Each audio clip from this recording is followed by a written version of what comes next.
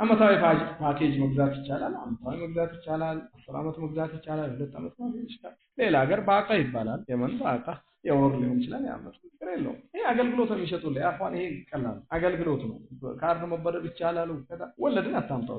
እዛ ወለድ ተጠንቀቁ እያለን እዛ ተጠንቀቁ ይዛከላ እዚህ ቦታ ላይ ብር በብር መቀየር የለም። ይሄ አገልግሎት የሚሰጠው ተቋም ድርጅት የሚሸጥልህ ብር አይደለም። ያኒ የ50 ብር ካርድ ብለህ ስትገዛ ካርድ ማለት ምን ማለት ካርድ ማለት ብር አይደለም። ካርድ ማለት አገልግሎት خدمه يعني አንተ 50 ብር ስትሰጥ የ50 ብር ካርድ ብለህ ስትሰጥ ያ ድርጅት የ50 ብር አገልግሎት ይሰጣል።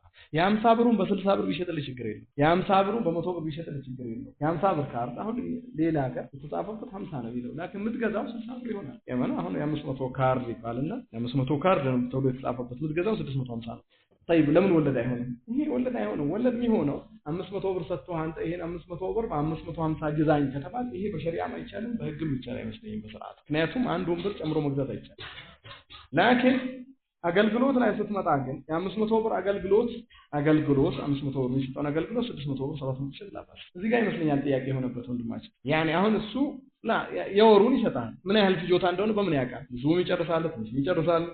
طيب የዓመት አፍሽ የዓመት አገልግሎት በፈለከው ተጠቀም ብሎ በ1000 ይሸጣል፣ በ2000 ይሸጣል፣ በሚሸጠው ይሸጣል። فلا اشكال في ذلك والله اعلم